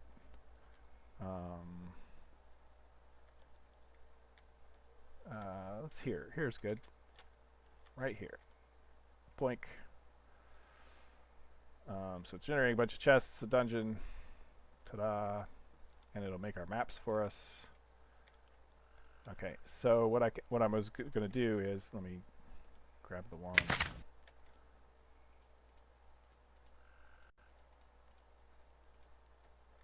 Alright, so grab the object tool. So what I wanted to do is place that. Let's say you had to go through the whole dungeon down to this last level. And so, you know, these are the entrances to that level. And so then it would place probably the dungeon wand in this last room. I think that's probably the farthest way, you know, graph-wise. So then you'd have to traverse all 5 levels, find the wand, and pick it up again before you could generate another dungeon. Or you could just leave your dungeon here to go and explore and not bother with it again. But, oh, see? Crackling fire. And you can't, maybe you can't tell, but it's to the left. Now it's to the right. Now it got really loud because we're right up next to it. Anyway, so, I mean, you could always choose not to retrieve it, but at least it gives you a goal and keeps everyone from spamming dungeons everywhere. But anyway, so we got that working. I could drop objects and pick them back up again, and that'll be what I hook up to this dungeon generator thing. Up here. Yeah, see, I wanted to make sure that the dungeon didn't come shooting out the back of this mountain. What's it doing? Oh, we're stuck in a bad way. Somebody's unhappy. Oh. Alright. Oh, we flew too high. Yeah, crap. Okay. Alright, so this is where I'll wrap it up. I'm going to at least go back in the game for a second. I think it would have let us fall at least, so I should be back standing on the ground. What I was going to show is that the dungeon I just generated got put on the map. But if you have any last minute questions as I wrap this up, let me know. And again, no, live stream will not be on Friday. If I can do it at all, it'll be Thursday at 7, or Sunday, maybe Sunday afternoon. If I do it at all. Oh no, Sunday. No, I don't think I can do it Sunday either. I think Friday, Saturday, and Sunday I've got something going on. Anyway, so anyway, if we go to the map, drill in. See, dungeon 4954. Now, of course, we've made it really close to the spawn tower. which doesn't show up on the map right now. It doesn't show up for real right now. But anyway, so yeah, so every time you place a dungeon, it puts a little red marker amidst all the caves, and it's cool because you can use the map to find the caves. We know there must be caves over here, right? Oh, there's some big caves right over there. Maybe that's the ones we're seeing. Oh, what's this down here? Is this the caves? That's the caves. So these are the caves that were marked on the map, and we found them. Oh, look, ice caves. So, yeah. Big cavernous caves. Oh, wait. Let's see. Let's select our block tool. Select the mini magic white. I just like to end on something that looks cool, right? So, oh, wait. So we can place some... So anyway, big deep caves to play around in. If we want to see what this cave system looks like, we can cheat. Go down here and hit F5, and so then we can see.